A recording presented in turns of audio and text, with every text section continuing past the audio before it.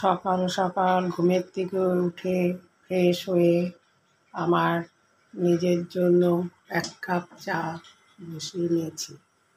এখন চাটা আমি ছেঁকে নেব।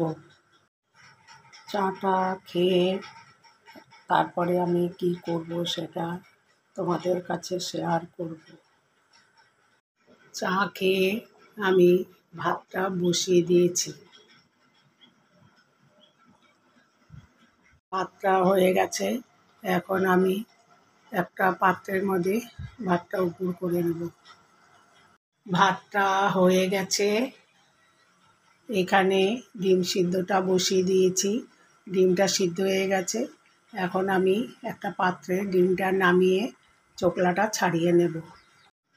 ডিমটাকে ছাড়িয়ে নিয়েছি, আলুটাও কেটে নিয়েছি ছোট ছোট করে পিস করে। লবণ হলুদ এই থালার মধ্যে নিয়েছি। ডিম আলুটা ভাজবো বলে গোটা লঙ্কাও 2টো নিয়ে নিয়েছি, কেননা বাটার সময় আমি লঙ্কা বেশি দেই না। ছোট বাচ্চা আছে, নাতনি ছোট, খেতে পারে না ঝাল। আর বাটার মধ্যে আমি লবণ হলুদও নিয়ে নিয়েছি, পাত্রের মধ্যে জলও নিয়ে নিয়েছি। কড়াইও আমি বসিয়ে দিয়েছি, কড়াইতে তেল দিয়ে দিয়েছি। এখন আমি ডিমটা ভাজবো, কেননা সকালবেলায় নাতনি স্কুলে ভাত খেয়ে যাবে। ও খেয়ে গেলে তারপরে আমি আস্তে ধীরে কাজ করি।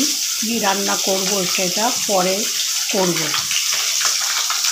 একটা পাত্রের মধ্যে ছড়া কচু আলু কেটে নিয়েছি, এটা এখন আমি সিদ্ধ করে নেব।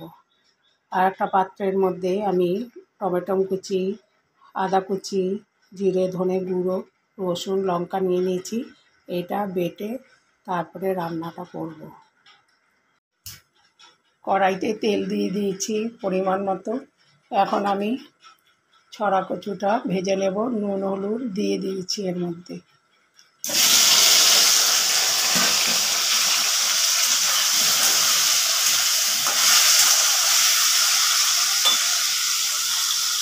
এটা ভালোভাবে লাল করে ভেজে নেব। ভাজা হয়ে গেছে, এখন আমি তুলে নেব। পরিমাণ মতন তেল দিয়ে দিয়েছি, তেজপাতা দিয়ে দিলাম, একটু সাদা জিরে ফোড়ন দিয়ে দিলাম।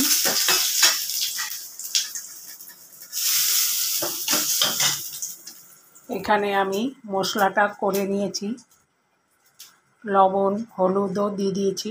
এটা এখন আমি এর মধ্যে কড়াইতে দিয়ে দিই মশলা।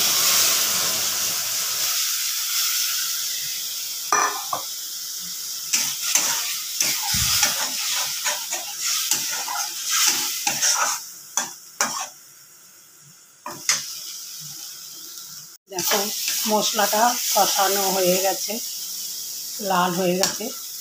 এবার আমি ভেজে রাখা গাঁঠিগুলি দিয়ে দিচ্ছি।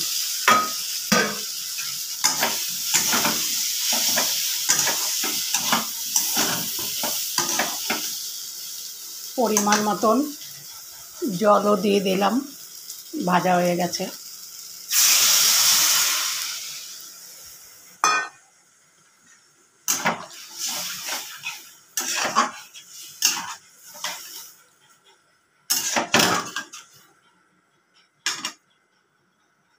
তরকারিটা হয়ে গেছে, এখন আমি নামিয়ে নেব। এই তরকারিটা মেয়ে ভালোবাসে, ওর জন্যই রান্না করেছি। আমরা এই তরকারিটা অত ভালোবাসি না, নাতনি বা আমি। ও খুব ভালোবাসে, তাই ওকে করে দিই। আমি স্নান করে চলে আসলাম, এসে 2 নাতনিকে ভাত খেতে দিচ্ছি।